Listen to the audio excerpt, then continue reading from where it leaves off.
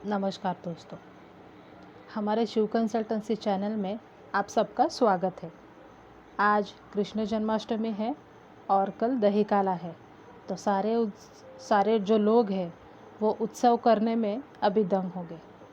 तो क्या आपने कभी ये जानने की कोशिश की है कि श्री कृष्ण को सभी लोग क्यों चाहते हैं और उनको 16 कला संपूर्ण क्यों कहा जाता है? तो चलो आज जान लेते हैं।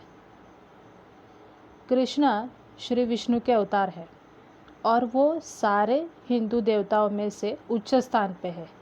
लेकिन इसके पीछे क्या रीज़न है, क्या वो कभी हमने जानने की कोशिश की है? उनकी एक डिग्री है, सर्वगुण संपन्न, 16 कला संपूर्ण, संपूर्ण निर्विकारी, अहिंसा परमो धर्म, मर्यादा पुरुषोत्तम। ये उनके लिए कहा जाता है। वो एवर प्योर है और हर सिचुएशन में वो परफेक्ट है। इसके लिए सब उन्हें चाहते हैं, as a child, as a friend, as a true lover, as a teacher. क्या हम उनको नहीं चाहते कि उन्होंने कितने कर्तव्य बजाए? बट ये 16 कला है क्या, वो नहीं समझा अभी तक।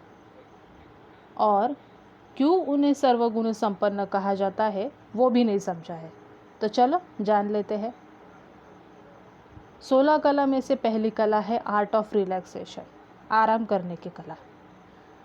If we live our life with the definite belief that the Supreme Soul is the real director and actor, we are only the his instrument.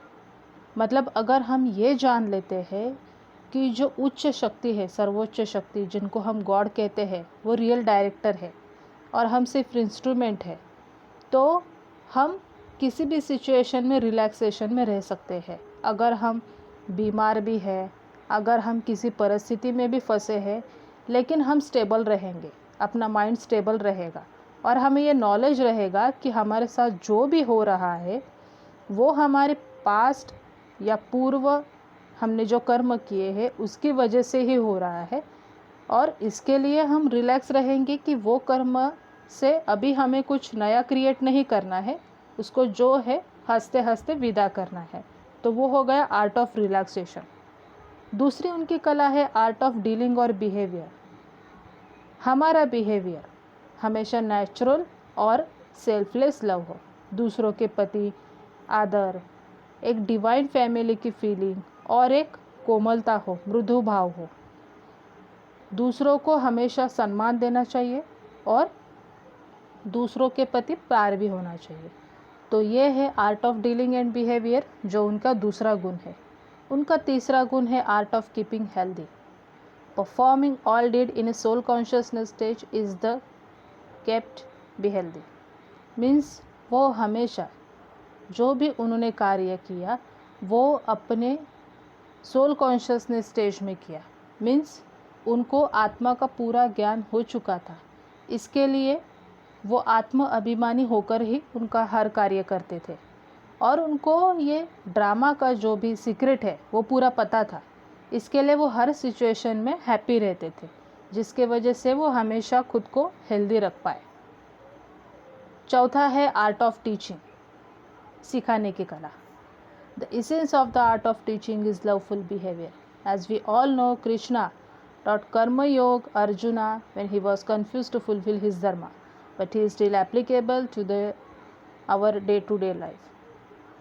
Arjun को उन्होंने कर्मयोग सिखाया जबकि वो महाभारत में लड़ाई जा रही है और उसमें वो कंफ्यूज हो रहे थे कि क्या मैं अपने धर्म को निभाऊं या ना निभाऊं। तो उन्हें अपने धर्म का एहसास दिलाने के लिए और उन्हें पूरा ज्ञान दिलाने के लिए उसी युद्ध भूमि पे उन्होंने गीता की रचना की। हम सभी इसको जानते हैं। तो ये टीचिंग का जो आर्ट है वो उनकी चौथी कला है, जो अभी भी हमारे लाइफ में एप्लीकेबल होती है। पांचवा है art of letter writing. Krishna's life is all source of inspiration in everybody's life. His speech means Murli, which not only entertaining people but giving inspiration to all. उन्होंने कभी खत नहीं लिखा है, लेकिन उनकी मुरली जो है, उनकी मधुर वाणी जो है, वो एक लेटर की तरह राइटिंग का ही काम करती है, जो हर एक को एक उत्तेजना देती है, प्रेरणात्मक हो जाती है। छठी कला है art of sustenance. Krishna is symbol of a true love which use to bring up and guide to all with great love, sacrifice, service and with tirelessness. Sustenance की जो कला है जो हम रख नहीं पाते, बट वो सिंबल है। हर सिचुएशन में उन्होंने जो भी प्रेम दूसरों के प्रति व्यक्त किया वो सच्चा प्रेम था, जिसमें कुछ भी स्वार्थ छुपा हुआ नहीं था। इसके लिए वो उनकी छठी कला हो जाती है। सातवीं कला है art of marching ahead and inspiring others also. अपने जीवन में कितने भी चैलेंजेस आए, बट उन्होंने हमेशा दूसरों को इंस्पायरिंग रखने के लिए ही कार्य किया। हमेशा दूसरे को उत्तेजना दिया, खुद भी किया कार्य, लेकिन दूसरों के लिए वो ज़्यादा इंस्पायरिंग रहे। आठवीं कला है art of entertainment. Krishna's murli is entertaining to all, not only humans but animals were get entertain by him, which is a strong quality. किसे नहीं पता कि उनकी मुरली से अभी भी अगर हम मोबाइल पे सुनते हैं, कभी भी सुनते हैं, कहीं भी, तो मुरली की धुन हमें अपने आप को भुला देती है। तो उनमें ऐसी कला थी कि जानवर भी अपने आप को भूल जाते थे। जो गायें चरने जाती थी, गैया, वो घूम घूम के वापस आ जाती थी उनकी मुरली की धुन सुन के। नाइन्थ है art of sweet talking with sweet words. A person crosses many difficult situations in soul consciousness stage. A many always speaks sweet words. प्यार से, प्यार के दो बोल से हम कई बुरी सिचुएशन में से बाहर निकल सकते हैं। देखो, हम जब भी लाइफ में भी हमने देखा है कि हम अगर किसी से बात करते हैं तो हमारे टोन पे ही सब निर्भर करता है। अगर हम उनसे प्यार से रिक्वेस्ट करें तो वो मान जाते हैं। अगर हमने एटीट्यूड दिखा के किसी से भी बात की तो उनको गुस्सा आ जाता है। तो प्यार के दो मीठे बोल, और उनकी वाणी तो इतनी मधुर थी कि वो सबको मोह लेती थी। 10वां है art of creating hope, bringing warmth in relationship. Krishna used to feel hope in hopeless soul. This is feeling a needful souls with power throughout the service of mind. अगर कोई अपनी आशा खो देता है कि मैं आगे कुछ नहीं कर सकता, तो उनमें आशा लाने का काम, उनमें एक कामना उभरने का काम श्री कृष्ण करते थे, जो उनकी एक कला थी। 11th है art of leadership. Leadership task is awaken people and encourage them to progress. कौन नहीं जानता कि महाभारत में अर्जुना का सारथी बन के स्वयं श्री कृष्ण लीड कर रहे थे। उन्होंने हथियार नहीं उठाया था, बट वो खुद एक पूर्ण शक्ति से कम नहीं थे। तो वो है लीडरशिप, जो लोगों को मार्गदर्शन करता है, उनके साथ भी रहता है, सिर्फ ऑर्डर्स नहीं देता है, बट वो खुद लीड करता है। 11th है art of learning. Learning implies transformation in one's life. He was deity and having knowledge of whole world, but in spite of that, he were ready to learn the things. सिखाने की कला तो हमने देखी, लेकिन सीखने की कला भी उनके अंदर थी। वो जानते थे, पूरे त्रिकालदर्शी थे वो, उन्हें सारे जगत का ज्ञान था। फिर भी उनके लाइफ में उन्होंने सीखने से कभी मुंह नहीं मोड़ा, क्योंकि ये भी कला बहुत ही महत्वपूर्ण होती है। अगर आपको सब पता है, वो होने के बाद भी आप किसी को अपमान नहीं करते हैं, लेकिन आप सीखते हैं। वो जो भी आपको बता रहे हैं आप उसको ग्रहण कर लेते हैं। वो भी एक बड़ी कला है आज की जगत में, जो सभी के पास नहीं होती। 13वां है द आर्ट ऑफ एकोमोडेशन। हमारी ड्यूटी क्या है और हमारे लाइफ का पर्पस क्या है, वो जानने के बाद हमारे लिए परिवर्तन एक सहज घटना हो जाती है। हम जल्दी ट्रांसफॉर्म हो सकते हैं और अपने संस्कार से छूट सकते हैं। तो ये हो गया एकोमोडेशन।